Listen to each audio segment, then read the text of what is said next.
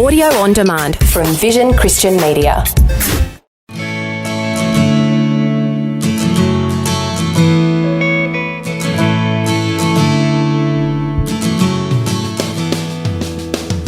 I asked her, hey, Lexi, how'd it go? A lot of thoughts are going through my mind. And she went into her thoughts and started to just talk about her day and all kinds of things that had happened throughout the day. And then she said, so Dad, what do you think? I was like, oh my God, I haven't been listening. Kids are all different, and the way we individually parent our kids needs to be different. It is not a matter of one size fits all. A person that has dedicated his life to help parents navigate their parenting journey is Dr. Danny Huerta. He's the Vice President of Parenting and Youth Dept at Focus in the United States. We'll be discussing his book, 7 Traits of Effective Parenting, as well as some of the issues kids are facing, building resilience, and how to help form their faith foundation. That's Dr. Danny Huerta, our guest today, with my wife Kate and myself, Brett Ryan, for Focus on the Family, Australia. And a special thanks to the team in the United States for allowing us to use their studio and to record this interview. Well, Danny, welcome to the program. Hey, thanks for having me on the show, Brett, Kate. Excited to be with you guys. Well, we're really pleased. You've made yourself available, and the fact is, we love talking about parenting. And so I'm sure that this is going to be part 1, A, B, C, and D. Oh, we can do the rest in Australia. Yeah, we'll be more than welcome to. Yeah, that'd be fantastic. Yeah, come on down. So tell us a little bit about Danny at home, his family, and then what drew you to this type of ministry? Man, I love being at home with my kids. They'll tell you that. I love being a dad. I love being a husband. And there are plenty of imperfections in our home. I'll tell you that. We've had some fun times, some tough times, some laughter times, and adventures as a family. And right now I have a 20-year-old and an 18-year-old. My son is a 20-year-old, and he's pursuing a career as a chiropractor. That's what he's looking to do. And my daughter is an aerial acrobat. Of course. She's an 18-year-old graduating this coming year, and that's what she wants to be. She wants to be in the circus. Wants to go to circus school, and she wants to be a counselor. Mm-hmm. Yeah, like a circus and a counselor. And a counselor. So combine the two, we'll see what happens. Yes, it's a very natural fit. So she's still on her adventure, and I'm excited to see them continue to develop into who God has created them to be. And my wife and I have been married for 25 years. Congratulations. And yes, we get to do ministry together. I don't know, a quarter of a century. That's exciting. And many years back, I was pursuing international business. That's what I wanted to be. I wanted to be a businessman, travel the world, make money. And one day, God said something different. I met a young man, severely disabled. I was a college student. I got a job at a YMCA. And he was assigned to me as my assistant to teach youth sports. This was my job in college. And the way I saw the children interact with this young man, his name was Mac, was phenomenal. It showed me something I didn't know about human behavior. And I naturally love people, and I loved human behavior, but this one took me to a different level where I just said, I want to help people navigate relationships. It just kind of hit me. And I want to understand it better. So I went into psychology, changed my major, fell in love with the profession, and thought I was going to be a school social worker the rest of my life. And then I got a call from Focus on the Family. And they said, hey, I hear you're a bilingual, licensed clinical social worker, and we have a counseling line here at Focus on the Family. Have you ever considered something like that? And I had just started my private practice. And I said, well, I don't know. Over the phone, counseling people, I love the face-to-face. Things were going great, but you need to listen to God when he speaks, right? And I've heard that. My mom told me, and this is, when you listen to your mom too, and my dad, and my wife all said, yeah, if God's calling you here, you really need to consider doing that because that's how it needs to be. So I stepped into the counseling department at Focus on the Family. Things unraveled at the school district I was at, so it was perfect timing, just personally and professionally. Continued my private practice and have gotten to work now with families for more than 2 decades. Not only in the private practice, but also at Focus on the Family. I served for 11 years on the counseling team, and then got the opportunity to transition into this new position of 9 years now as the Vice President of Parenting and Youth at Focus on the Family. And in that process, I've gotten to explore these 7 traits for 2 decades now, which are a culmination of the authoritative parenting style, which we'll be talking about. And man, the passion for me has been to look at the way that families operate, the different personalities, the different behaviors, the beliefs, the different experiences people bring to the mix, and how love is able to be played out, and how that is navigated. What tools do parents need for the different children they have in the home? There's so much to explore. There's been an exciting process to help families navigate that, but also to come out of brokenness and to heal their family. That is so rewarding to be able to be a part of that. And so that just gives you an overview, right, of that. Excellent overview. And if you're looking back at your past 20 years, have you seen dramatic changes, subtle changes, or really new and thinking, I can't believe these things are happening in that 20 years? Dramatic changes have happened, especially in the last 3 years. And I think we've seen that globally. In the last decade, I've seen some big changes and shifts. The obvious one is the gender identity issue that has exponentially grown in the last 3 years. But it's not new. It just has grown tremendously. Yeah. In the confusion kids have in who they are, the confusion overall just on a moral compass, but then the anxiety and depression and loneliness have gone way up, and also the use of substances, different types of substances, especially pot here in the United States, right? The marijuana use has gone through the roof, and that creates emotional issues, behavioral issues, all kinds of issues for teens. So yes, I have seen changes. Yeah, well, we might talk more about that as we go along. But why don't we start off with writing a book? Congratulations on thank you. Being disciplined enough to write the book and also getting your doctorate studies. And you applying those two principles. Yes, I could well imagine. 7 Traits of Effective Parenting. What is it and how can we get some? Yeah, that's fantastic. 7 Traits of Effective Parenting. I remember thinking through what would make sense for parents as they're trying to apply the authoritative parenting style. Well, and if you could explain that style. I will. Because a lot of people go, so that's an authoritarian. Right. Yes. It gets confusing for many parents, and they go, so it's a dictatorship. That's that is common. Wrong. Authoritarian is more rules, all rules, and very little warmth. Then you have a permissive parent, which is on the other side of that, and that is all warmth and sensitivity and no rules at all, no demandingness. And then you have the neglectful parent, which that person does nothing, right? They don't do either one. There's no warmth, no rules. Authoritative is a high level of warmth and sensitivity along with a high level of demandingness and boundaries. And it just leaves it really wide open when you think of that, right? So when I looked at the traits that we would put on the list, I wanted to see how they could flow from beginning to end and regenerate themselves. And so you start with adaptability because that's what you have to do as a parent and as spouses, right? You have to adapt to one another. And then it ends with gratitude, which creates an adaptive mind. And the idea is to create, with these 7 traits, you're creating a balance of both the high levels of warmth and sensitivity and high levels of demandingness and guidance for kids to have. All right. So let's start off with that first one, adaptability. For parents who are listening to this or grandparents trying to help navigate their children or grandchildren, what does that mean? It means adjusting to the person in front of you and the situation surrounding you. It's you entering a room and taking inventory of what's there, and you're adjusting to what is happening in the room. So if you have one child that's extremely social and a child that is non-social at all, and there's a social setting, you're going to realize what each of your children need and what's happening in the environment. If you enter a room and there are 2 siblings fighting with each other, it's adjusting to I remember adjusting to the first diaper change at home. I mean, that was a big adjustment. I had gone through the 5th. So the first one, there was a fountain that happened, right? And then, so I'm coming in, I said, that's right. They told us that at the hospital. I'm coming in, and the 3rd diaper, I'm wiping up again, my son, and and then some more stuff came out. I'm going, this is going to be very expensive. I think I might need another job because diapers are so expensive. So I'm just seeing dollar signs too. And so then I come in for the 5th one, and I see my son's face turn red, and he pushed. And all of a sudden, boom, right up my arm and to the door. And I just stood there and said, wow, what have I gotten myself into? And so where was this in the manual? That's right. What happened here? I think my son exploded.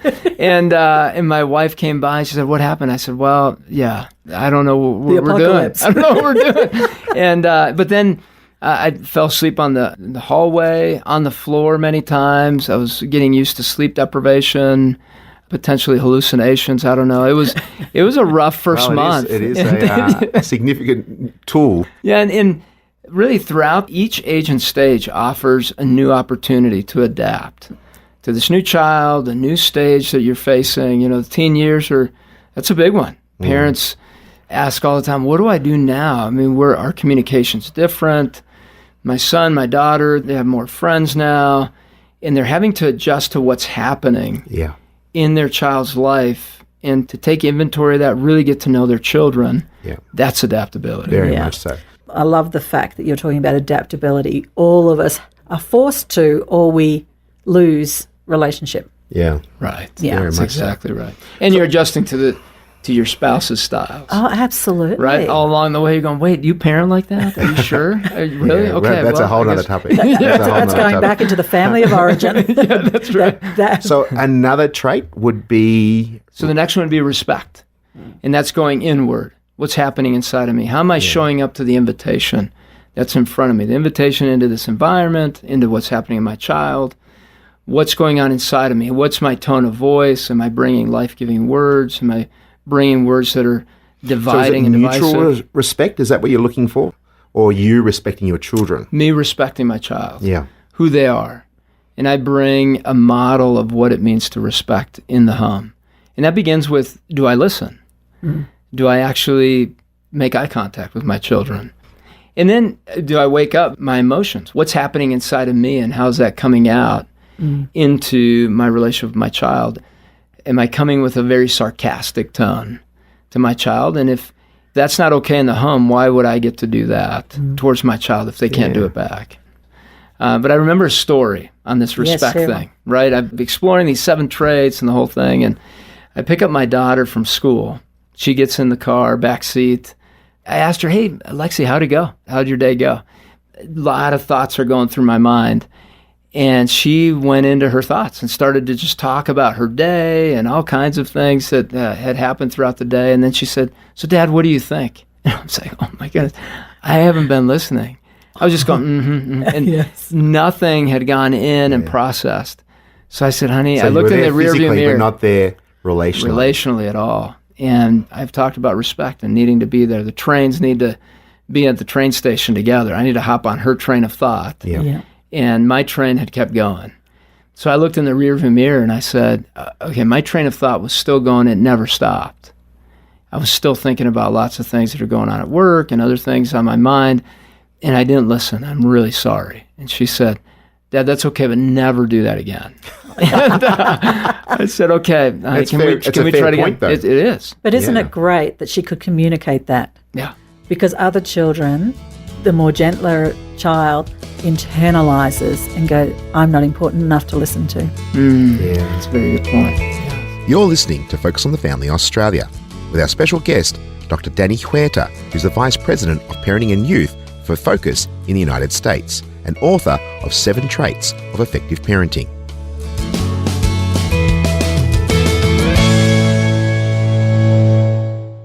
The Word for Today is Australia's most widely read daily devotional, designed to give you practical teaching to keep you focused on your relationship with Jesus. Read it online or subscribe to the free printed edition at thewordfortoday.com.au.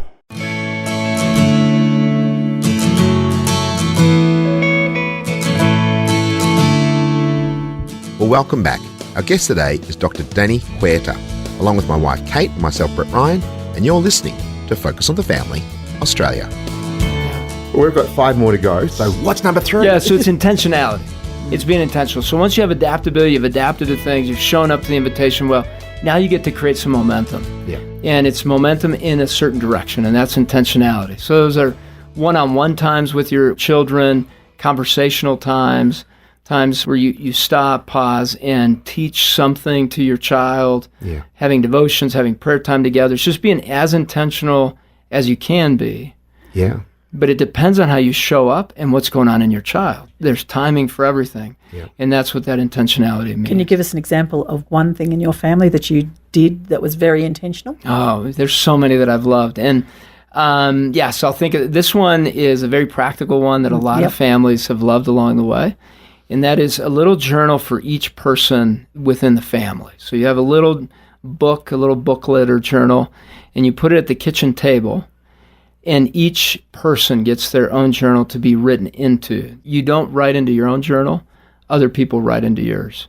And so I've written into my daughters over the years. My son, we did it for about a year, and he said, "Dad, I think I'm good." Yeah. I was about to say, everyone's different. We're all different. I some say, kids. That's fine. Yep. And my wife, we wrote into my wife's as well. And then my son, about a year ago, he's 20 now, at 19, he said, "Hey, can we do that journal thing again, Dad? I need a bit of encouragement." I'd love, life's getting at me, right? And I'd love to have some of those words in my journal. And usually we write quotes or verses or a prayer or a thought. Yeah. Mm-hmm. He just recently went on a missions trip, and he took his book with him. He went to Taiwan to do a basketball missions trip, and we each got to write in his booklet. That was one intentional thing we did as a family to bring life-giving words in the home. It's excellent. Yeah. And we love doing one-on-one walks, and we work out together. It's just, it can be simple things. It doesn't have to be the whole journal thing. Yeah. Figure out a workout routine, or reading a book together, reading scripture together, and it can be from 1 minute to 10, 20, 30 minutes. And just know, this is the simplest one. It's called 60 Seconds. And my daughter had come up with this one. She said, "Dad, each morning, can you just come in and hold me for 60 seconds? And I said, "Absolutely. I would love to do that." Gee, so we did it morning and night. Yeah. Yeah. And then she would ask, once math got a little higher, she'd go 120, then 240, and then 480. I was going, "Man, your math's getting pretty good, you know?" So yeah, it's been fun to explore creative ways. It's those little to things, connect. because unfortunately life gets in the way and we get busy, and We do. but we have to do the knowing. A lot of parents who are listening to this right now, they're going, "Yeah, I know, I need to do that. I need to," but it's the knowing doing gap. We have to put it in place, and it's not going to become a priority unless you make it a priority, and therefore making it being intentional. Yeah. Right. Yeah. We would date our boys. Oh, that's great. Yeah, so we used to go on dates. Brett would do 1 month and I'd do the following one. Our youngest, he's 25 now. He could tell you every date we went on. Wow. Yeah. It That also shows reminds the you. importance of that. It reminds you that Dad was the one who screwed when it came to a banana split, and I didn't want to pay for the banana. I just wanted the split. You just But that's another story. So what's number 4? What's that called? A non-banana split then? Is that what it is? Yeah, we won't talk about it. It's a safe place. It's a safe place. The next one is steadfast love. And that is a love that is not dependent on performance. So it's a love that is present in the home no matter what you do. Yeah. And so, for instance, when your children are at their worst, that's when they need your love the most. Yeah. And that's where you have to pull deep and figure out what patience looks like, what forgiveness looks like, all these different things. The fruit of the Spirit comes out in those moments. I still remember when my daughter had her friend over. I was working on the doctorate, and I was working on a paper. And in the other room, she was in the kitchen. I was in the dining room typing. And all of a sudden I heard, "Oh, no. Oops." And she was with her friend. Those are bad. I was going, "What happened in there?" And there was a deadline, a very inconvenient time to have any oopses. Yeah. And I went into the kitchen, and there was a melted crock pot on the stovetop. And that's a complete mess. So I walked right by them, went to get a glass of water, and just stared out the window, trying to figure. I saw my brain running out there somewhere, just running around. And I was like, "I got to catch that thing." And I was just staring, just drinking. And I turned around, and I saw my daughter just staring at me, and her friend too. Like, what's this guy going to do? And I just looked at her, and I said, I could tell she felt awful. So the adaptability, saw her, looked at my emotions. There's an intentional moment here that I get to be a part of. And good thing I grabbed that pause, because there's so many thought bubbles going through my mind. And then I just said, "Hey, let's take a picture. This is an amazing art piece you just created. I mean, you're going to have to clean up the mess of your art piece, your new creation." Put some humor in. And, diffuses the situation. Yeah, and it was a moment where she felt the steadfast love. I have failed, and she knew it, and you could see she felt bad. But she still felt loved, and the warmth and sensitivity. And then there was still directiveness. Yeah. You guys get to clean this up, and it's going to be hard to clean. But you guys got it, right? And times when my kids have failed, let's say in a performance or in a sporting event, that's a great opportunity to practice steadfast love, where you come in and you hug them, you're present with them, and then you look at what is truly happening inside of you. Why do you feel insecure if your child has failed and not done as well?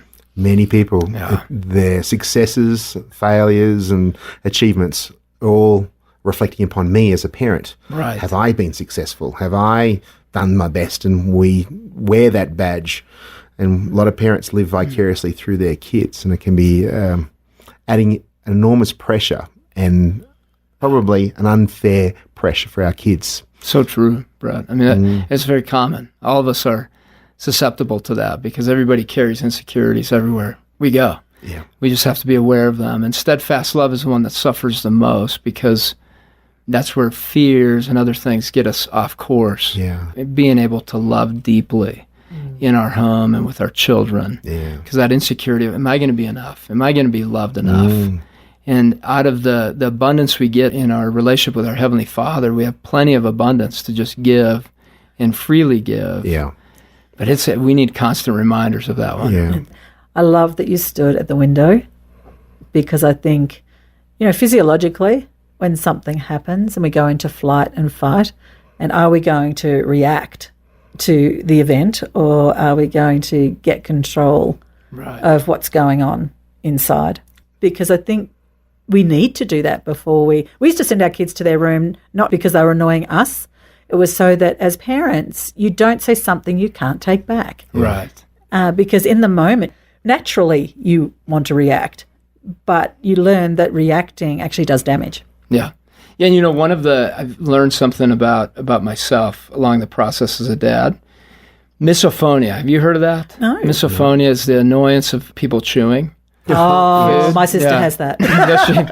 And I've learned this about myself. I don't admit this out loud very often. So you guys this must is a safe place again. Very safe, very safe. No one's Australia's very safe. And there have been moments where I feel myself a little on edge, that respect piece, knowing, okay, what's going on inside? Yeah. And I can hear my kids chewing, and I just have to say, man, I love them. I love them very much. And I just have to power through, because it's not even that they're chewing bad. I can just hear it. Yeah. And isn't that interesting? That's funny. That's funny. It is. So number Thanks for 5, being it's kind a flow on from love is, and a lot of people, in the new age, they're saying, well, just let our kids find themselves. But kids do thrive when there are boundaries. Yeah.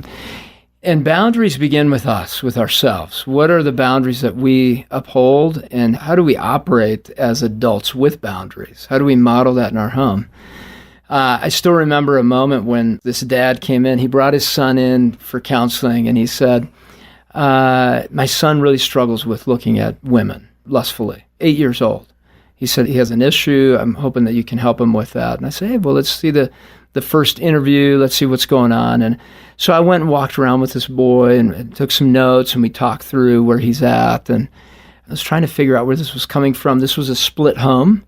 So I was going, maybe that's it. Maybe he's been exposed to some things. And then at the end, I go, hey, what are you guys doing for dinner? Where are you guys going? He said, oh, we're going to go get some wings. And I said, oh, where are you guys going? He said, oh, it's this place, I think it's called like Hooters, and women, walk around. I said, oh, okay. I said, well, that's interesting, right? And so I took that down, and the dad came in, and the son had stepped out into the waiting room, and I said, hey, where are you guys going for dinner? Just kind of wondering. And he said, oh, I'm just going for some wings. I said, well, so remember we talked about this boundary you're wanting for your son. I wonder if that's really a boundary you need for yourself first in order for this to really take shape for your son, because there's something you're modeling here. That's one example, right? There are many examples with the phone, with movies, with a variety of things. Do as I say rather than do as I do. Right. But then also we're sometimes afraid to make our kids upset. Like they're going to be mad or sad, and we just want to see them happy all the time. And really it's actually in Proverbs 15, it talks about boundaries and correction and being very life-giving. Yeah. It's necessary for us to grow with those. And so very much so. It's being clear with the boundaries, being consistent, and then being able to adjust them into non-negotiable and negotiable boundaries so that kids have a sense of say in it, autonomy, independence, so that they don't feel like they're in a dictatorship, but they're in a place where there's warm sensitivity, they're listening to them, and there's consistency with the boundaries and they make sense. They can still ask the why. Yeah. And why do I have to make my bed, right? Yeah.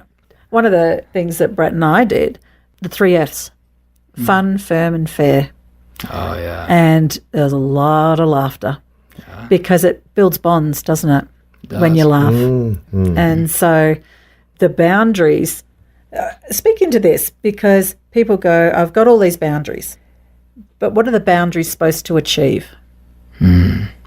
It's a direction. That's why intentionality comes before that. You're going in a direction.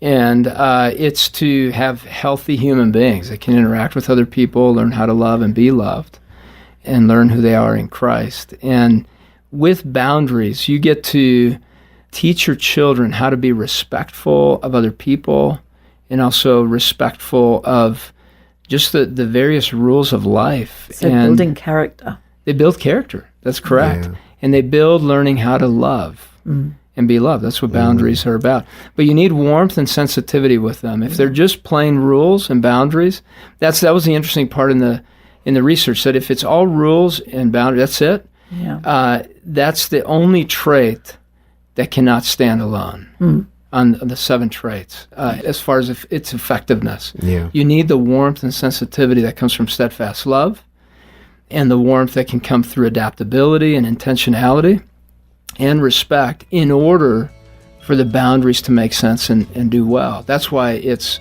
so far down the list. Yeah.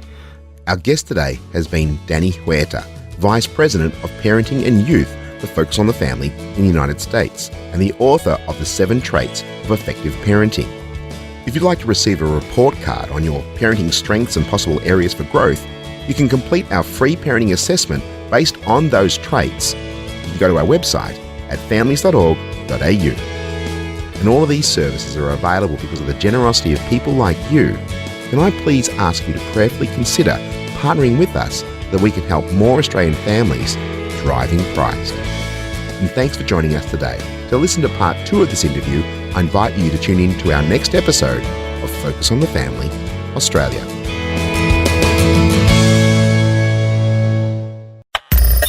Thanks for taking time to listen to this audio on demand from Vision Christian Media. To find out more about us, go to vision.org.au.